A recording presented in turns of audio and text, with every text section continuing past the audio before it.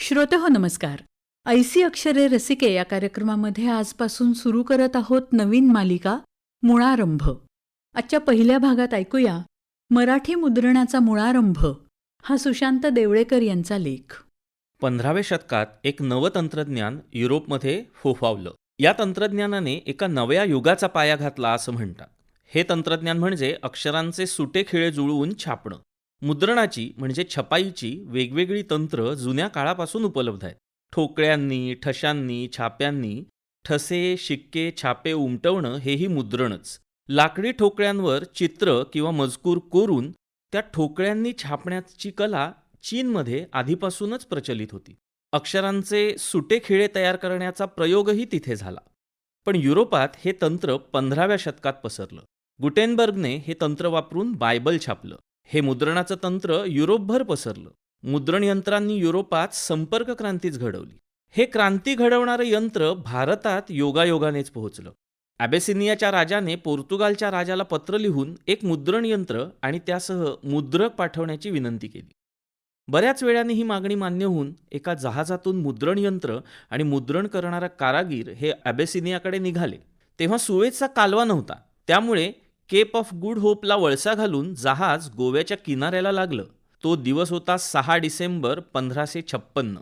काही कारणाने जहाजाचा पुढचा प्रवास झालाच नाही. मुद्रण यंत्र आणि मुद्रक हे दोघेही गोव्यातच राहिले. गोव्यातल्या ख्रिस्ती धर्मोपदेशकांनी हे मुद्रण यंत्र धर्मप्रसारासाठीचं वाङ्मय छापण्यासाठी वापरायचं ठरवलं. रायतूरच्या धर्मविद्यालयात यात अनेक ग्रंथ छापण्यात आले.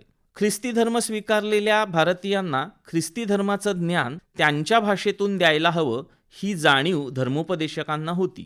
युरोपातल्या लिप्यांपेक्षा भारतातल्या लिप्या फारच वेगळ्या आणि गुंतागुंतीच्या होत्या. त्यासाठी मुद्राक्षरं म्हणजे मुद्रणासाठीचे खिळे तयार करणं हे काम सोपं नव्हतं. पण तरीही भारतीय भाषातल्या मुद्रणांसाठी प्रयत्न झालेले दिसतात.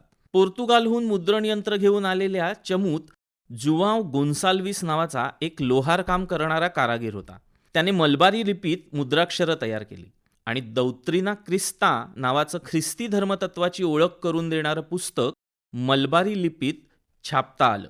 1578 मध्ये छापलेलं हे पुस्तक म्हणजे भारतीय लिपीत छापलेलं पहिलं पुस्तक आहे. गोन्साल्विसने मराठीसाठी देवनागरी मुद्राक्षरं तयार करण्यासाठी प्रयत्न केले. जवळपास 50 मुद्राक्षरांचे साचे त्याने घडवले. पण 1578 या वर्षी तो वारला, त्यामुळे ते काम राहूनच गेलं. गोव्यात फादर थॉमस स्टीफन्स या धर्मोपदेशकाने बायबल हा धर्मग्रंथ मराठीत ओवी छंदात रचला होता. ख्रिस्तपुराण या बायबलच्या मराठी रूपांतरावर ज्ञानदेव, मुकुंदराज, मुक्तेश्वर अशा मराठी ग्रंथकारांची छाप आहे. प्रारंभी नमन, मंगलाचरण, देवांची आणि संतांची स्तुती, श्रोत्यांशी केलेलं हितगुज अशी सगळी परंपरा स्टीफन यांनी सांभाळली आहे. येशूचं वर्णन करताना तारक, स्वामी, जगद्गुरू, आनंदनिधी अशी देशी विशेषणं योजली आहेत. रायतूरला स्टीफन्स यांचा हा ग्रंथ 1616 साली छापण्यात आला. मुद्रण संस्कार लाभलेला हा पहिला मराठी ग्रंथ आहे. पण हा ग्रंथ मराठी एरवी लिहिली वाचली जाते त्या देवनागरीत छापलेला नाही, तर तो लॅटिन किंवा रोमन लिपीत छापावा लागला. नंतर 8 एक ग्रंथ रायतूरला प्रसिद्ध झाले, ते रोमनमध्येच छापलेले आहेत. तर अशी आहे ही पहिल्या मुद्रित मराठी ग्रंथाची गोष्ट. मराठी मुद्रणाचा मुळारंभ सुशांत देवळेकर यांचा लेख आत्ताच आपण ऐकला ऐसी अक्षरे रसिके या कार्यक्रमामध्ये. या कार्यक्रमाला निर्मिती सहाय्य केलं होतं आशिष शेडगे यांनी आणि सादरकर्त्या होत्या ज्योत्स्ना केतकर. आणि याचबरोबर आजचा कार्यक्रम संपला. पुन्हा भेटूया उद्याच्या भागात. नमस्कार.